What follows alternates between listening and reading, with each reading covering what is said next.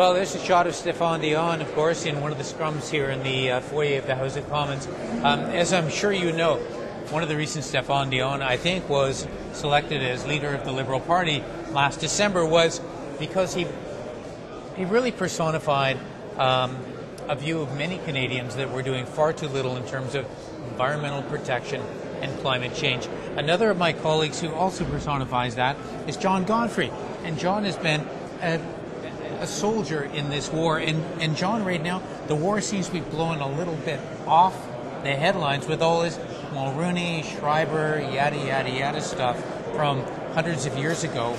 But when we talk about the hundreds of years to come, Canadians, I think, should justifiably be concerned we are not dealing with the true issues. Well, are they coming back? Yeah, I think so. I mean, we saw a few things happen which did not get parliamentary attention because we went away for the Remembrance Day week. The first is the Environment Commissioner's report on all of the sustainable development plans of the government departments, which are a complete failure. And the government's failed to act to take it seriously. And so I put a bill in this morning calling for a national sustainability strategy buttressed by legislation and by an independent commissioner of the environment out of the Auditor General's office to make sure that government departments take sustainability plans seriously. That's the first thing that we're going to work on. Secondly, and we're going to have in the commissioner, I think we're going to try and get the commissioner in next week to the Environment Committee. Secondly, another story that got missed when Parliament was prorogued were the cuts to various sections of Environment Canada, notably the Canadian Wildlife Service. These things were done apparently without even the knowledge of the minister. They were small amounts of money with large consequences for all those folks who work to protect Canadian wildlife. The amount of money was under $2 million, and yet tremendous consequences. So we're going to try and focus on those cuts.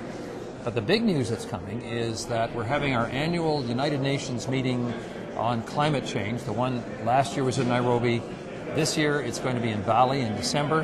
And here's where the nations of the world have got to decide what they're going to do in the post-2012 Kyoto period.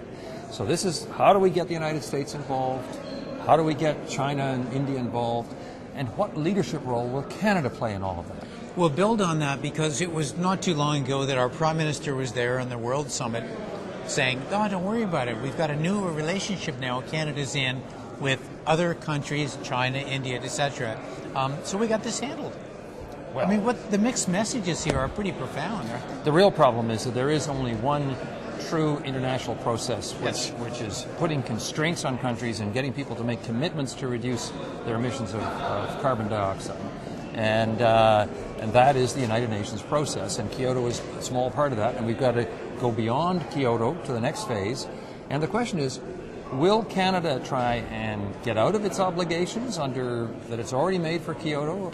Will it play a leadership role? Will it play a stalling role? Will it play a wrecking role when it gets to Bali? We know that this government does as little as they can and as much as they have to, just to keep things quiet.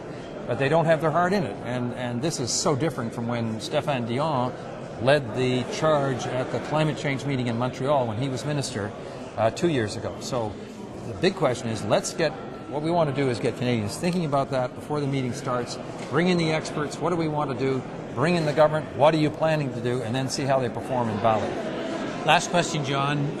Mr. Baird has now been Environment Minister for going on a year, close to it. How is he viewed on the world stage? Do we have any feedback? I don't think that he's viewed as a very serious person. And as well, he has many distractions. Here in Ottawa, he's been involved in this whole question with the mayor and the other candidate for the mayoralty race. There are questions about the cancellation of the O-train here in Ottawa. Yeah. He's a flashpoint for a lot of different issues. And the question is he really giving the environment the attention it deserves? Does he really believe in this? And is he taking it seriously? Certainly his personality is not one to suggest seriousness in the face of a huge climate crisis challenge. John, some people have suggested that the Harper government may well be coming back in the new year with a whole climate change strategy, a new green plan. I've heard rumblings of that. Any credibility there? It would be hard to imagine that, having tried this play 2 or 3 times already, that this would be the 4th iteration. We're going to, in other words, what do we have to do? Make them keep on going till I get it right? I mean, how many ministers do we have to change? How many plans do we have to scrap? How many bills do we have to rewrite? At a certain point, you say, forget it. You just don't believe in it. I think you're at that point. Yeah. John Godfrey, thank you very much. Thank you. Thanks for watching MPtv.